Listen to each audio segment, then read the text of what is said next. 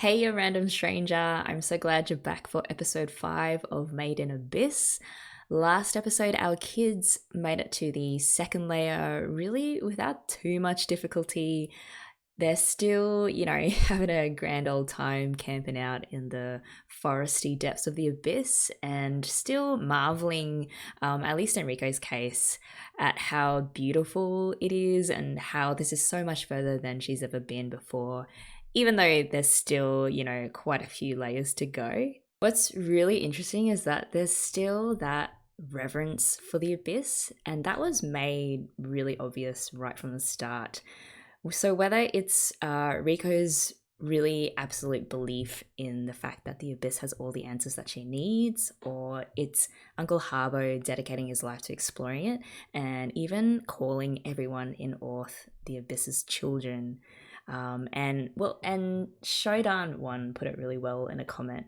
So they wrote, the mystery of the abyss and the abyss itself are treated in a very religious manner by the people of Orth. They understand the pull of the abyss, and for someone determined to descend into it, they likely don't often interfere. So, yeah, that explains Uncle Harbo's reaction to Rico and Reg's determination to keep going, and him not really making that much of an effort to stop them, because he most definitely recognizes that same drive in himself. And I mean, he probably was the same like that when he was their age, and to stop them from pursuing the riches of the abyss would be sacrilegious almost.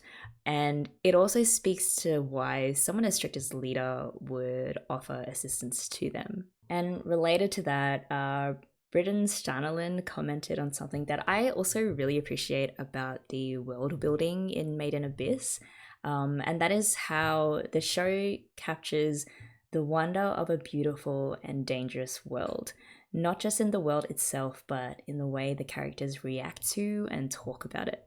They're compelled to see as much of it as they can, even if it is just to see it, knowing that beyond a certain depth, there is no going back. And yep, that expresses pretty much what I'm getting from everything that we've seen of Orth so far. It doesn't really matter which character you look at, except maybe with the exception of Harbo's wife. They sort of all unquestioningly put the abyss on a kind of pedestal, weirdly enough. And I was trying to think of a modern day equivalent of that kind of pull and devotion, and I guess space exploration is the thing for us. Even though numbers wise, like relatively few people have died in space. But I think when technology allows for us to not be so earthbound and we start getting into the really futuristic stuff, like, setting up asteroid mining colonies and whatnot, I think that's when the space race could take on the characteristics of how governments and the people of Orth relate to the abyss. You know that saying, we're born too late to explore the Earth, but too early to explore the galaxies?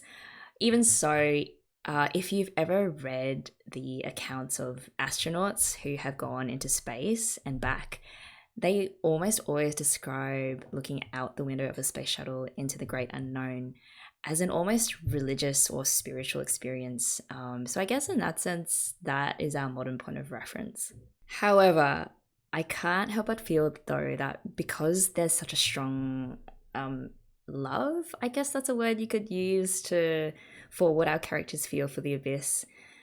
Because that feeling is so strong, I have a feeling that there's going to be a terrible twist at the end that turns that reverence for what the abyss is and what it represents into something, I don't know, more disturbing than what they expected. But yeah, I don't know, it's still only early stages and we haven't reached that point yet, so we're still all good. Alright, I'm pretty psyched to get into episode 5, so if you guys are ready, let's do this thing in 3, 2, 1, play.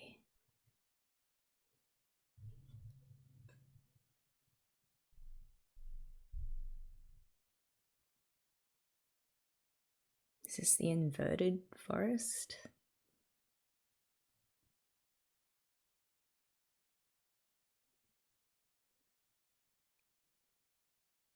I guess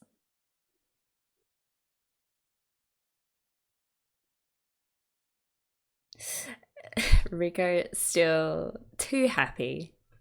Too happy for it to be good news. Yeah, so Lita wasn't able to catch them.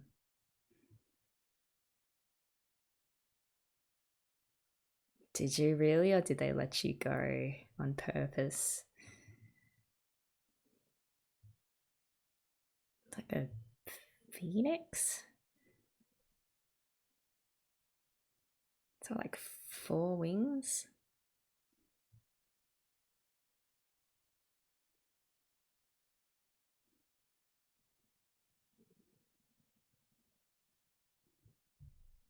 The enemy, the prey. Oh, that's an interesting way to put it. Like they're intruders in a natural environment that doesn't welcome any sort of external influence.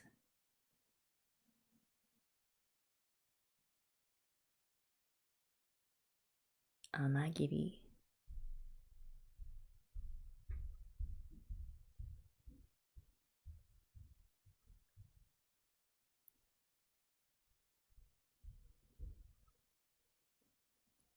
Wait, so the north of the abyss is the center of the abyss?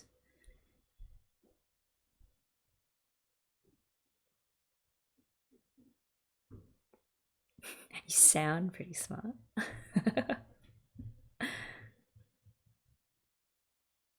Yeah, just take it.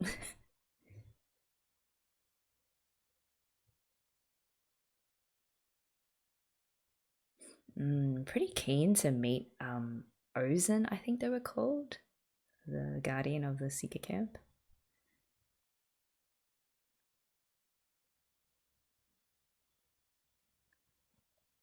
I feel like Rico has no sense of observation around her. Like awareness of her surroundings. I feel like she lacks that.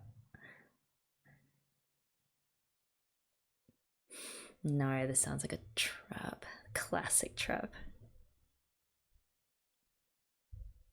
Kind of sounds like a recording or like an animal that's.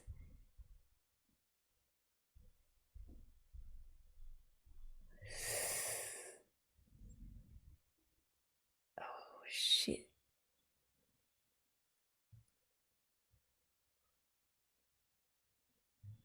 Wait, is it the thing saying it or is it the cave reader?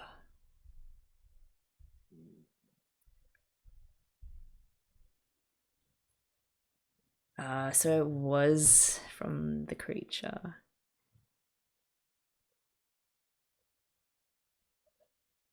Okay, I feel like we went. Oh my. Ew, no. Yeah, I feel like we went real dark real quick. What were all these like black flies on the carcass? Oh, you're gonna kill it in the process though, Reg.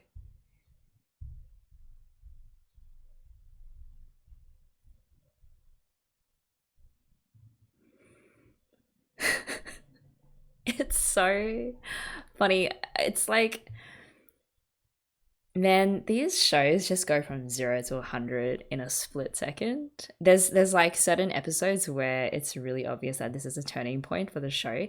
Up until this point, I feel like they've been really careful in world building and showing us the characters and sort of how Orth is constructed and run. It's been all good so far, and now we're getting serious. Oh man, that was brutal. Just like the slurping up of the cave raiders' guts. Lest we forget, these are really young kids who haven't really stepped outside of. Well, I don't know about Reg, but he's lost all of his memories. So, in a sense, they're kind of stepping out into a world where they are completely unprepared. Unlike what that voiceover was saying, you really gotta be on the game to survive this.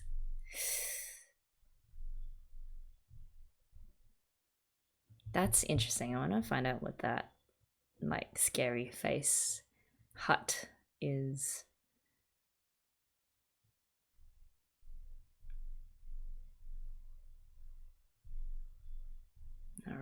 5 where things get real. Incinerator. Okay, that doesn't sound good. Wait, is that another one that blocked him? Oh. Oh my goodness, there's a whole herd of them.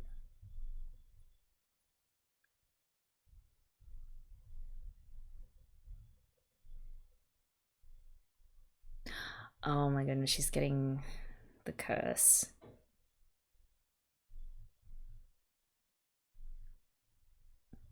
Oh shit. Oh, that is possibly one of the worst ways to die. I mean, there are a lot of bad ways to die, but being fed live to monster birds is pretty up there.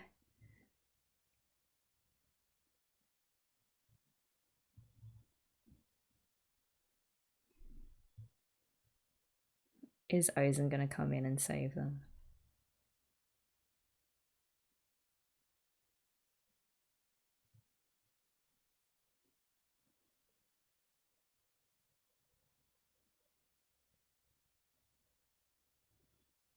This was back in episode 1, right? When he saved her? So he wasn't even conscious when he did it.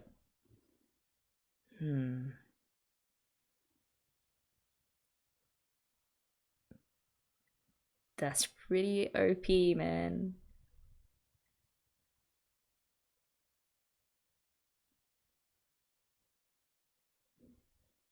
Wait, is he the incinerator? How did he not incinerate her as well?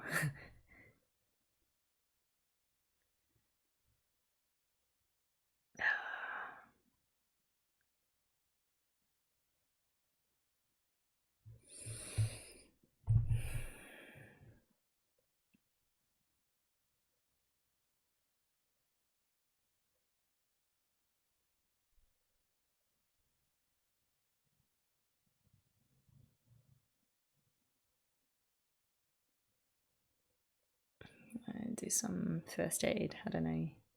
Can't really do anything though, can he? He's shaking.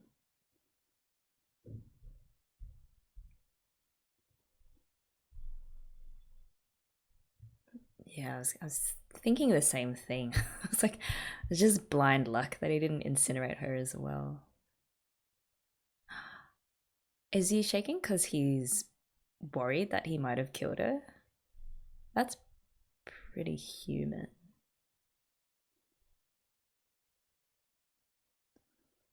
I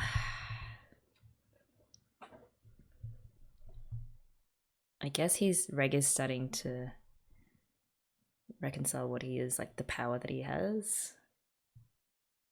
He has no idea why he was given that power.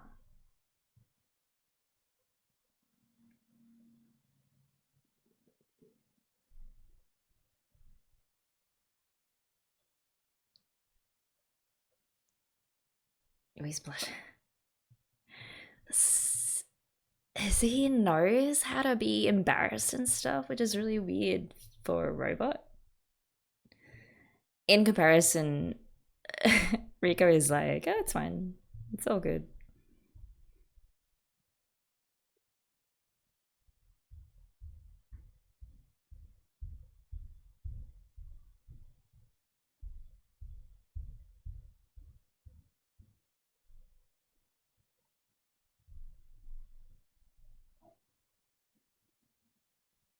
Maybe he did that with Liza as well. It's like this protective instinct that comes out whenever someone he cares about is in danger. And because, you know, Rico is Liza's the cremation cannon. Yeah, Rico is Liza's daughter, so I don't know, maybe there's some connection there.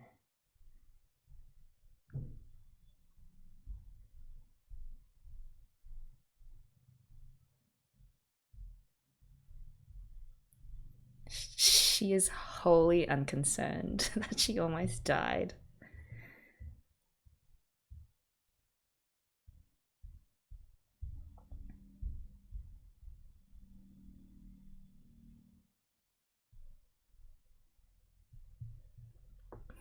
I mean, it will be helpful as they go further down.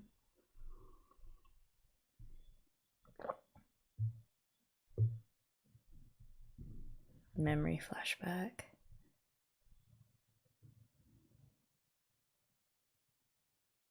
What's that? It's like almost like someone singing.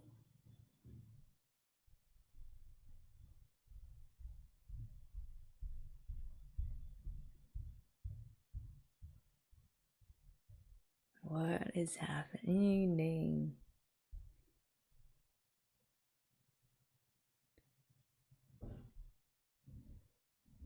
Is this his dream?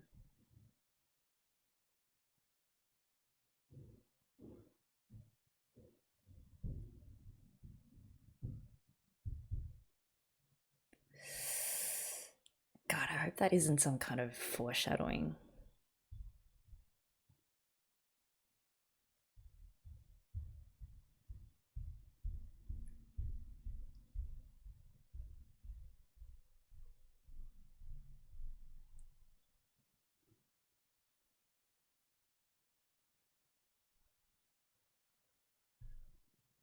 The star compass? Oh no.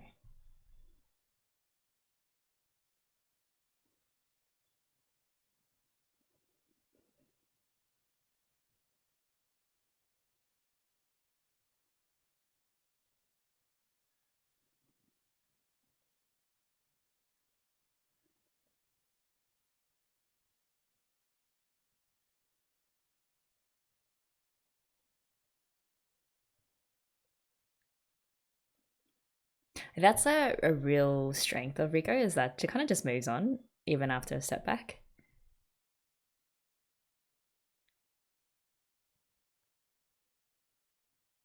It's very laid back. Maybe a little bit too much.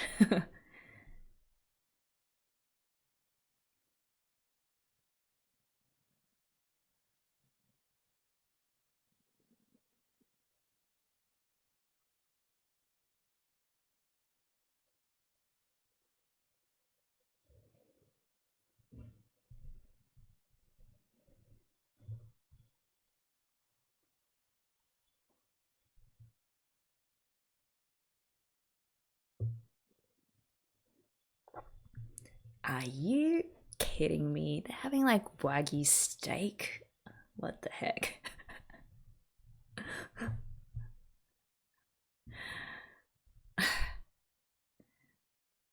Wait, what flesh was that again? I was gonna say, are they eating the cave raider that they found? You know, waste not, want not? It's probably not.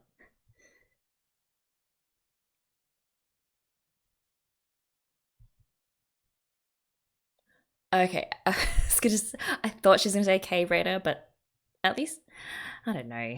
Eating a creature is better, I guess. One step above cannibalism.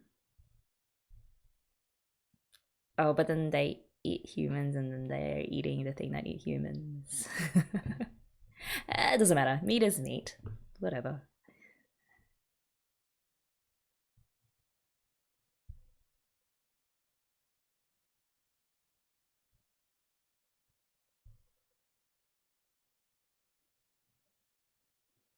So they only sometimes had meat, so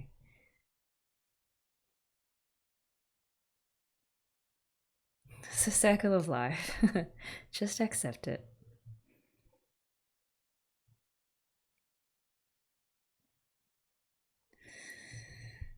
Hmm. Yeah, I mean, see, that's like another strange manifestation of the positive light with which they think of the abyss. Like,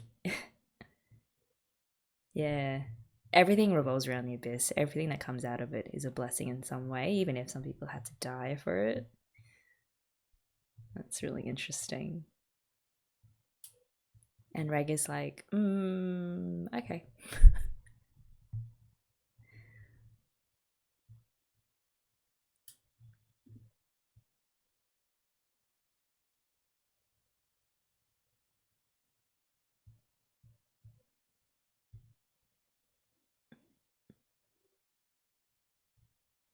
It's a cello.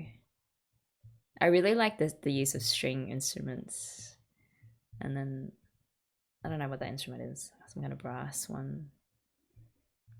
The orchestral use of music is really great.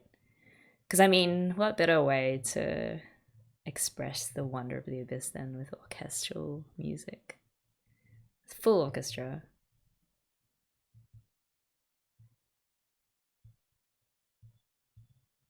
There's relics that she's got.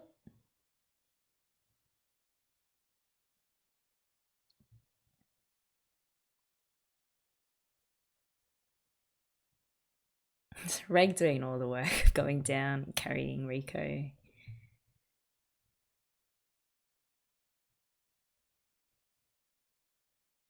Ah, here we go.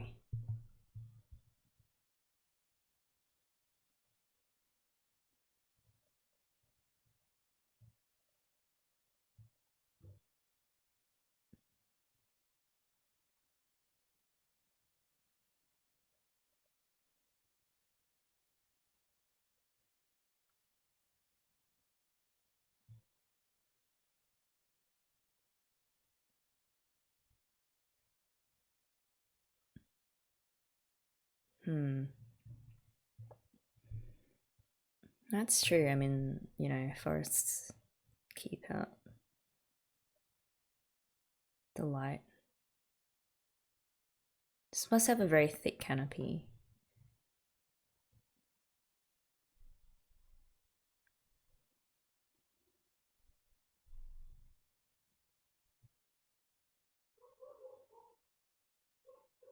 Yeah, got it, because he probably doesn't feel temperature and all of that.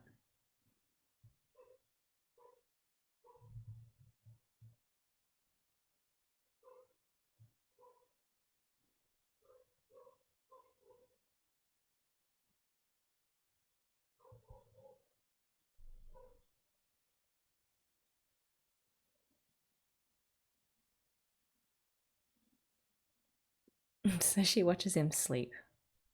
Another weird thing to add to all the things that Rico does. Kind of looked like a crucifix.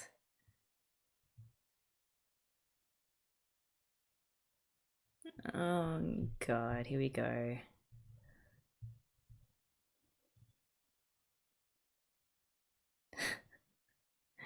Uh, maybe.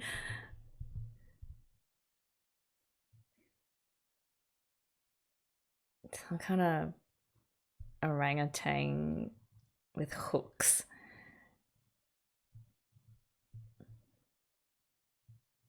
It looks like everything in the abyss eats meat, so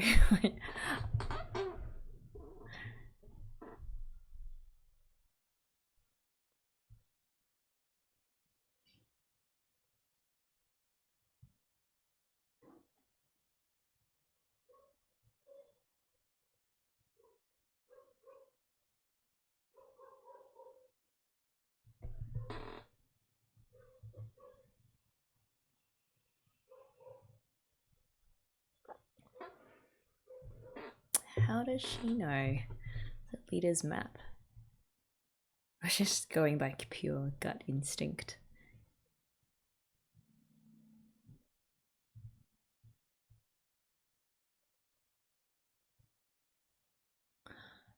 This is a seeker camp. They made it. That's so cool. The equipment that they have. Because it's communications, some kind of communications equipment.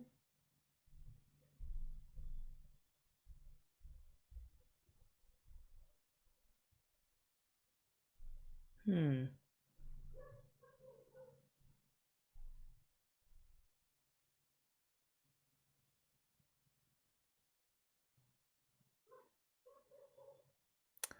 Right.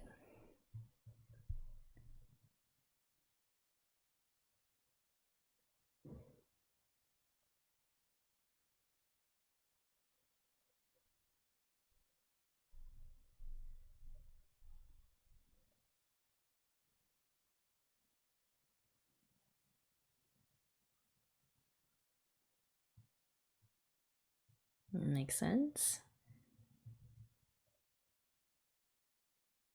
It looks like Reg's helmet. Almost exactly.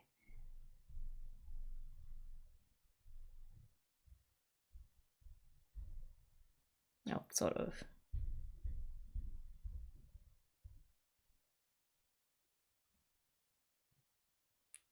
They know you're coming.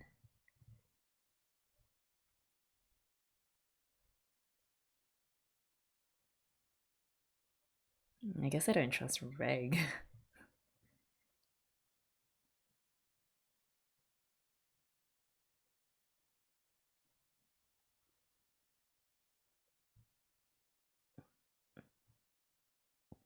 I don't know if that's a good idea.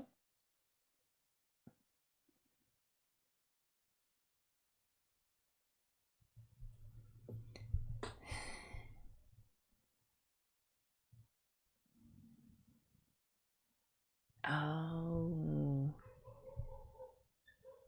Ozen the immovable.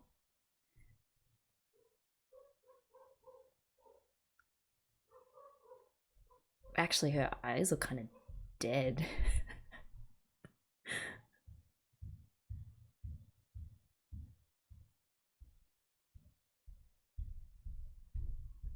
The mystery thickens.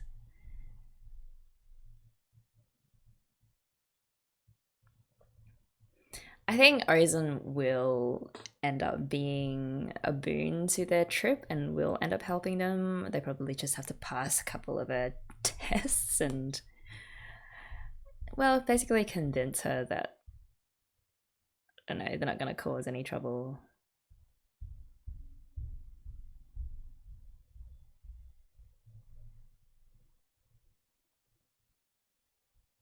All right, so this episode we got quite a good bit of gut eating and gut spilling.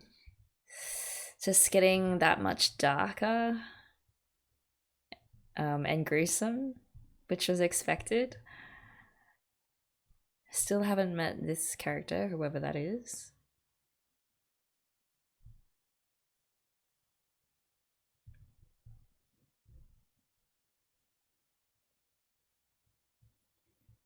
I'll have to look up all of that stuff about how the center of the abyss is where it's most dangerous or something. Because there's more creatures there, and that's sort of where all the light is drawn towards. And the curse is the strongest in the center. So they're around 2,000 meters down. Next up, Civic Camp. Okay, so we got a little bit more of a taste of how brutal the Abyss can be. Their run-in with the Corpse Sweeper was short-lived, but the whole idea of the creatures being smart enough to lure other prey to them by mimicking the voices and the cries of their victims was pretty impressive. I really liked, I mean, maybe liked is not the right word, but I found Rico's justification for eating the meat of the Corpse Sweeper pretty fascinating. So, despite the Corpse Sweepers, eating human flesh, and so in turn, by eating the Corpse Sweepers, they're sort of committing second-degree cannibalism. But Rico explained that as being, something of a ritual honoring of the cave raiders who came before them, and it's all part of the circle of life and all that. And all of that fits in with the whole everything is provided for by the abyss, and even what would normally be seen as ominous can have some sort of benevolent light thrown onto it. And speaking of ominous, of course, we got our first glimpse of Ozen, the immovable, someone who has unparalleled physical strength. And of course, he was the one who helped Liza carry Rico back to the surface. I surmise that there's a bit of bad blood there, just getting that kind of feeling, which we'll find out the details of next episode. And I'm really liking the badass vibes that we get from the very few seconds we get with her.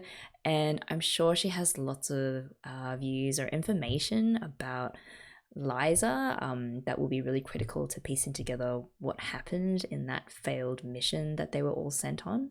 Lastly, there's something going on with Reg. he's still discovering his power and is starting to slowly question why he was given it in the first place, and maybe even dealing with a bit of fear of misusing that power, which is a really interesting turn for his character.